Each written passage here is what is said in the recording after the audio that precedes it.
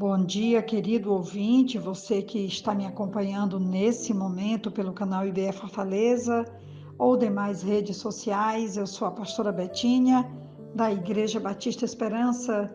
Eu espero que esses dias que antecedem nossa grande festa da Páscoa sejam dias para que possamos refletir, que nós possamos meditar bem em toda a mensagem do Jesus de Nazaré e que também nós possamos acolher todos os desafios que o reino de Deus e sua mensagem de amor à humanidade sejam acolhidos, vividos e também testemunhados ao mundo.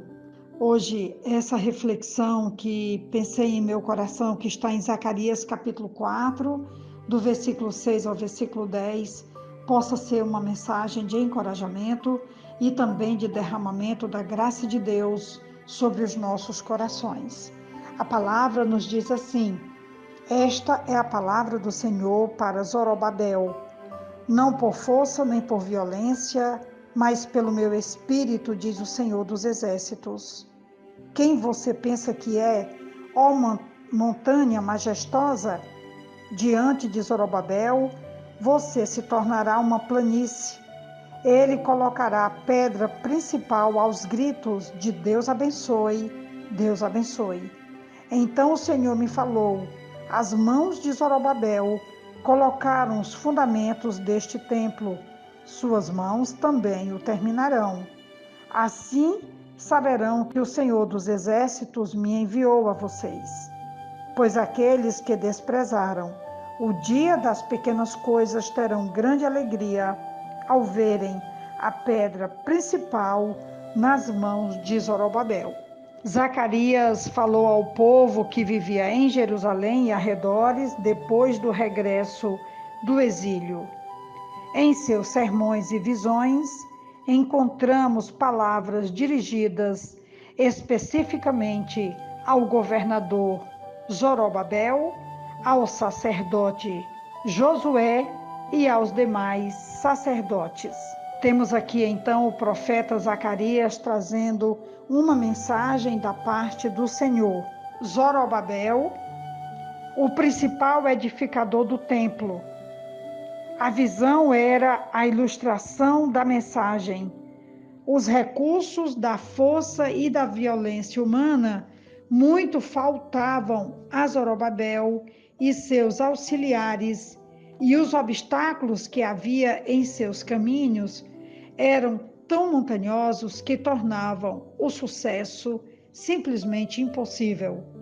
Porém, não era nem pela força, nem pela violência do homem que seria sustentado o suprimento de azeite para as 7 lâmpadas, mas os ramos de oliveira, através das pipetas de ouro, vertem de si ouro, ou seja, azeite dourado, semelhantemente pelo suprimento do Espírito, simbolizado pelo azeite, o sucesso acompanharia os esforços de Zorobabel.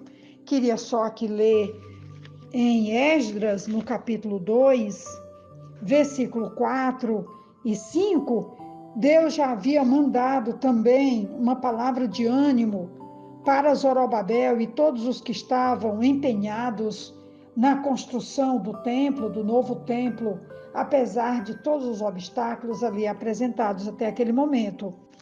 Assim diz o Senhor: seja forte, Zorobabel, seja forte, sumo sacerdote Josué, filho de Jeozadak.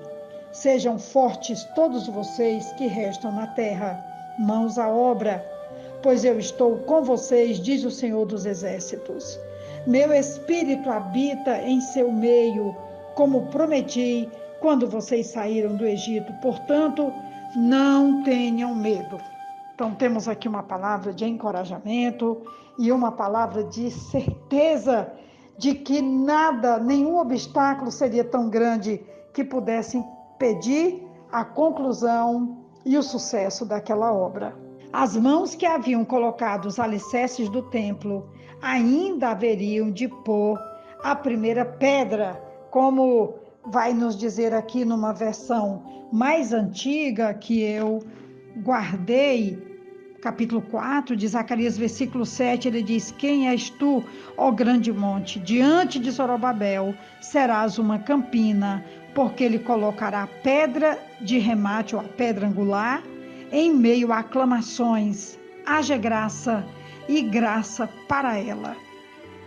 Numa versão mais atual, ele vai dizer: Deus abençoe, Deus abençoe. Eu estou citando esse versículo 7 porque daqui a pouquinho nós vamos fazer uma aplicação bem atualizada sobre essa exclamação da pedra angular que foi colocada por Zorobabel nessa construção. A pedra angular em sua posição em meio às exclamações de regozijo da parte do povo, como eu acabei de citar aqui. Essa mensagem a Zorobabel serve também para o encorajamento da igreja em tempos posteriores. Diante dessa exclamação do versículo 7, quando ele vai dizer: porque ele colocará a pedra de esquina em meio a aclamações, haja graça e graça para ela. Algumas versões traduzem graça e graça por que beleza.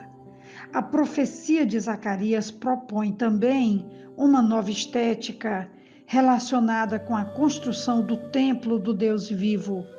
Por um lado, a força do homem e sua impressionante capacidade de empreender e construir seriam substituídas ou transformadas para esse sublime fim pela ação e atitude do Espírito de Deus. Por outro lado, a graça e a beleza humana também teriam sua participação transformada pela intervenção divina a partir do ministério do Filho de Deus, a pedra angular do novo templo.